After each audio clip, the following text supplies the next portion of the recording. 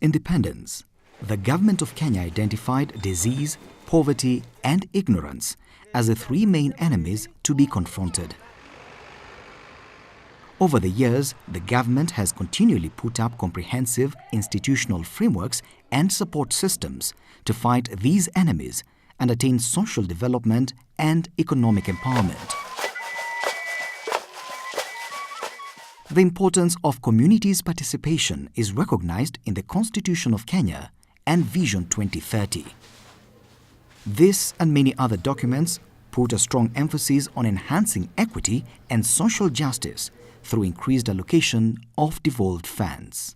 A Community Empowerment and Institutional Support Project, CEISP, CEISP, was designed and implemented by the Ministry of Devolution and Planning.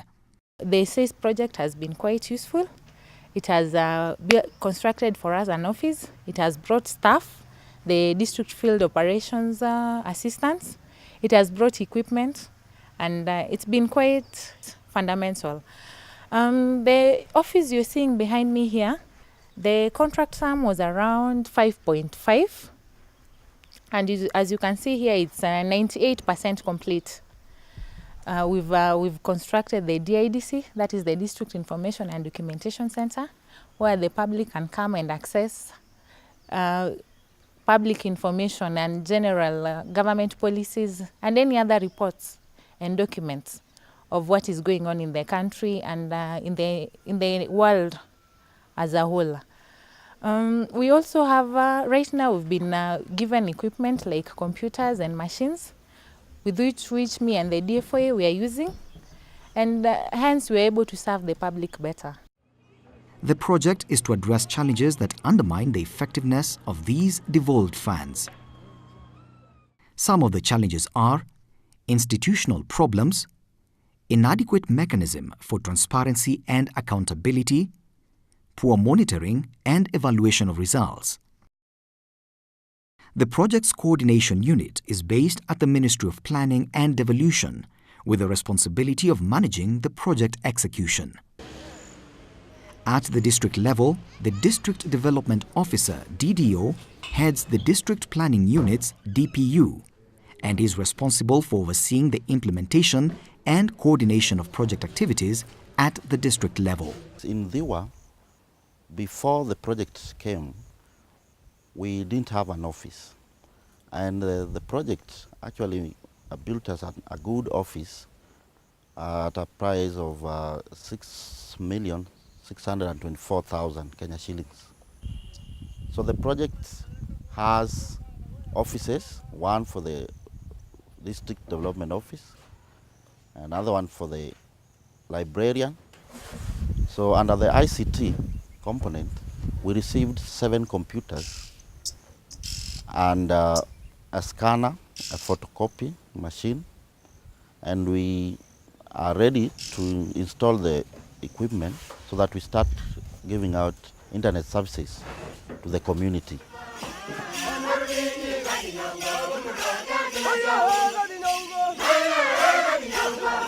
Community empowerment and social support projects in the district was initiated in the year 2010 with the construction of the district planning units. The cost of the building was about 7 million shillings. We have received a motorcycle which is used by the office in visiting various areas of the district. To strengthen community, we have conducted 2 capacity building sessions where we took 20 community members, including women, youth, and general public, including disabled, to be trained in Government Training Institute. Again, some women were taken to a women leadership conference that was held at Kenyatta University, where the district took 16 women, where they were trained on various issues of community leadership. The project recruited 107 district field operation officers, DFOAs, to strengthen the field offices. Before the project, this was the former DDO's office. So this is what the DDO could use in the meantime before we did the DPU under the project. But now after the DPU, we have a larger unit which can accommodate more than 10 staff at the same time. Under the first component of strengthening decentralized planning, we've been able to construct district planning units, which is complete with an ICT wing or an ICT library, where the community will be accessing information, especially using the internet as a source of information. We've been also been conducting trainings right from the county level up to the sub-county level. We've taken a group of 12 women to Nairobi for a workshop on leadership. Some of the women who have been trained have been able to cascade their information to their groups, and they've implemented a few projects like chicken rearing and kitchen gardens. Various groups have also been trained, which has empowered them to demand for accountability and transparency in the implementation of the various government projects.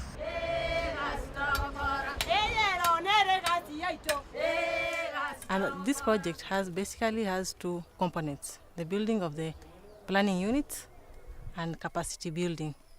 Under capacity building, we've held several workshops, one at the county level, that is the whole of Nyamira County. It was held in February. Then the next one we held at Kenyatta University. For this one, we trained 20 women in leadership positions. But the third one we held at the district level. The essence of the training is that once you've been trained, you go back to your community and train the rest on the same. So after going through these projects, you've realized that the women that you've trained here, they've gone back to their groups, to their groups at the community level, and also train the other members of the group.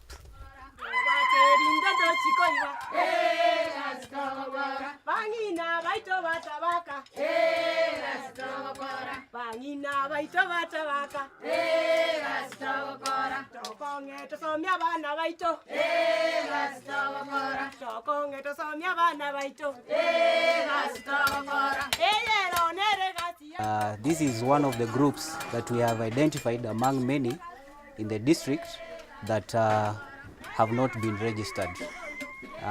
They have not had training previously on the same, but have had the opportunity to go around and advise them that one, they should be registered so that they can open up opportunities for them to access funds, for them to be able to market their products, for them also even to be able to educate their young ones, because that is their main goal.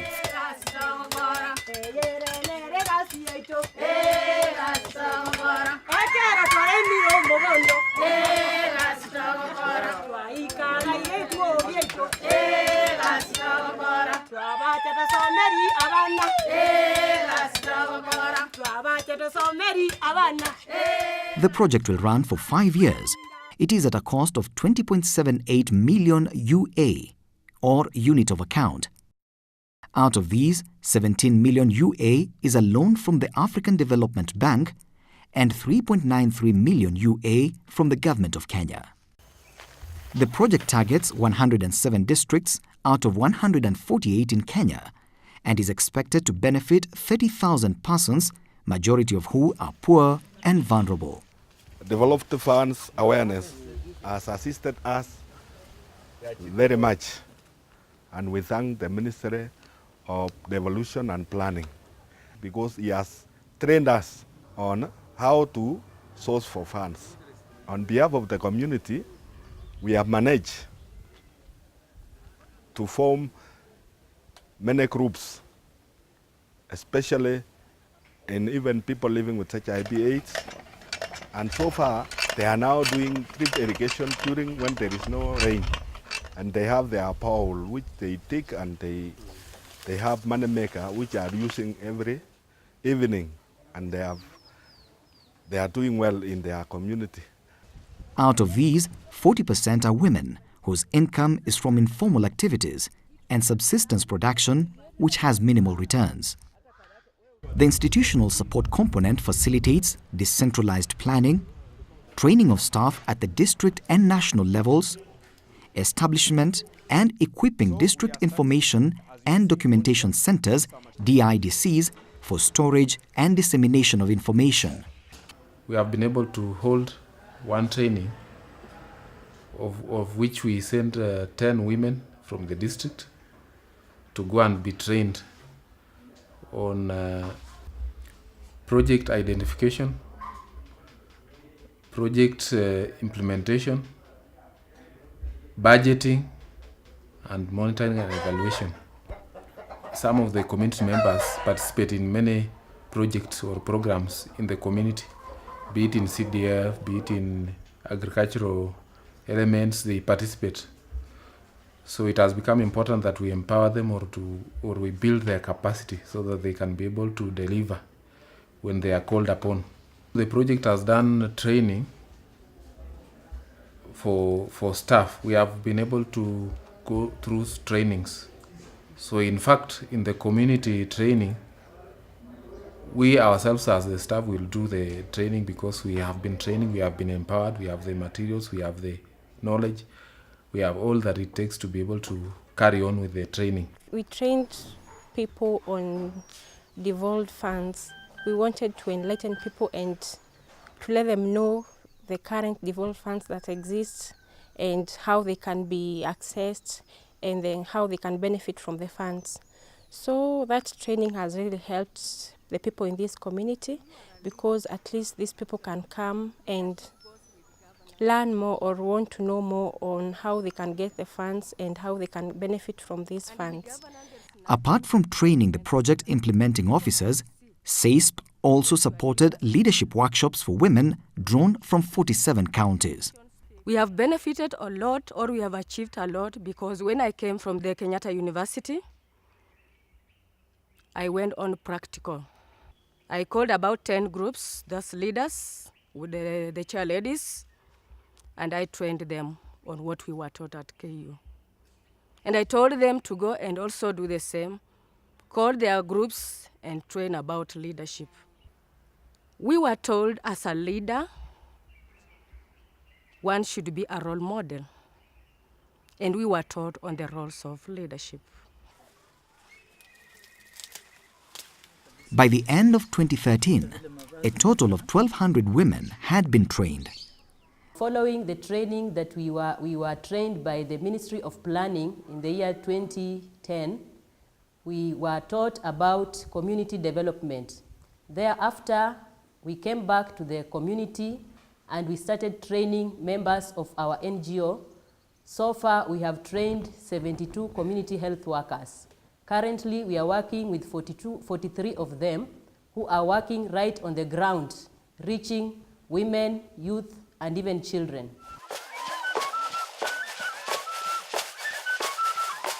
Sweet Sunday Self-Help Group, we started it in 2004. We were 10 members. And after starting it, we decided to have some projects. The first project we had was we bought tents and chairs for hire. And right now we have 7 tents and 600 chairs. Then thereafter, we decided to start a project in dairy farming. We bought 1 cow. I was invited for a training which was sponsored by the Ministry of Planning. And during the training, we were taught leadership skills and how to manage resources and also how to source for funds. Hii kikundi yetu tuko na mradi wa kuku na zingine. Lakini kabisa mradi wa kuku ndio uko mbele. Tulipata fund kutoka kwa social services ya kusaidia, tukachenga nyumba. Baada ya kuchenga nyumba, kila mtu alikuwa anatoa kuku moja, tukaweka pale.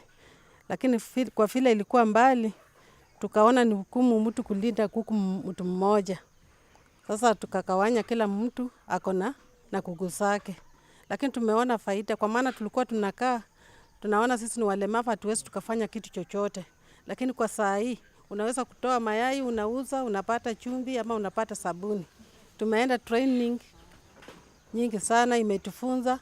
Hata tumejua vile tunaweza kulinda pesa ama kuendeleza hizi miradi. Ninashukuru serikali sana.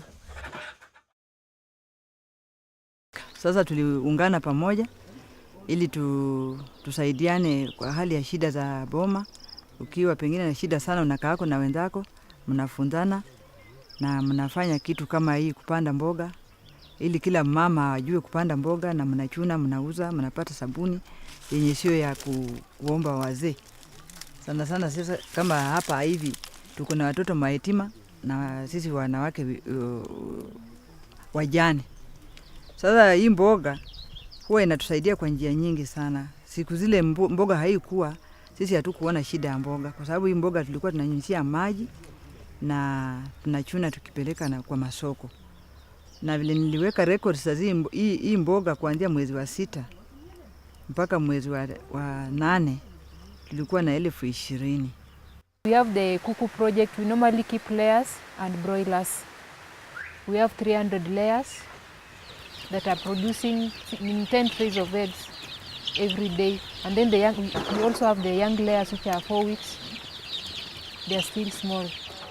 We sat down all the group members and then we wrote the proposal. We were assisted by Steve, who went for the training by the Ministry of Planning.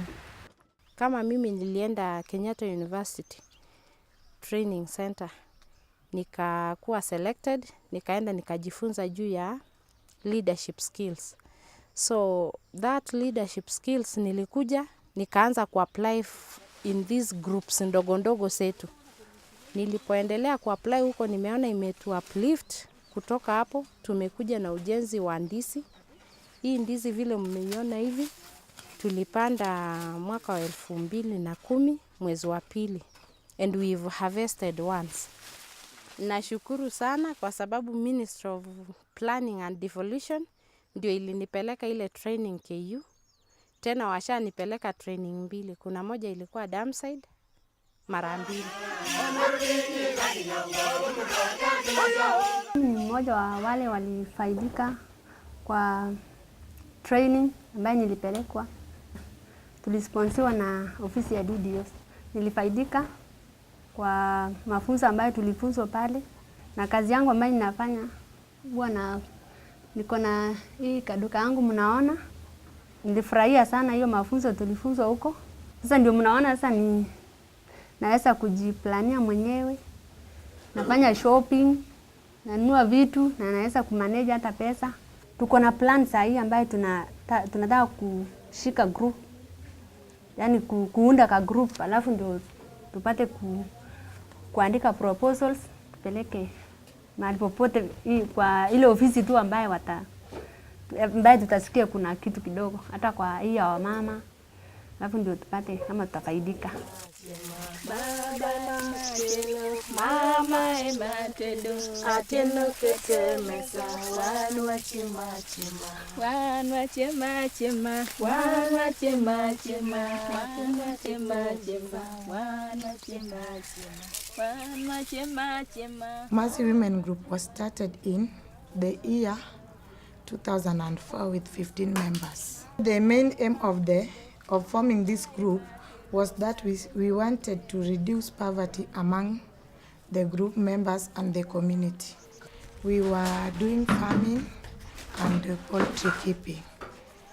That we have in poultry keeping is doing well, and in farming also is doing well. I was trained by Ministry of Planning. Before training, we don't know more about loans. Right now, I know the way I can do loaning and saving. And we teach another members of the other groups around.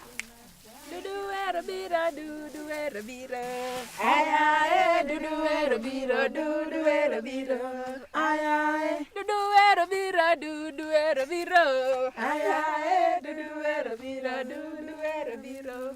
Ayaye. Kongo mili mili luong na uruda chonyithi wa ene mong'eyo gino. Ayaye. Kongo mili mili luong na uruda chonyithi wa ene mong'eyo gino. Ayaye. Kibilo matin mit police chungi ginai giland rover. Ayaye. Kibilo matin mit police chungi ginai giland rover. These women narrate their success stories in the counties of Kakamega, Vihiga, Homa Bay, Kisii, Baringo, Busia, and East Pokot.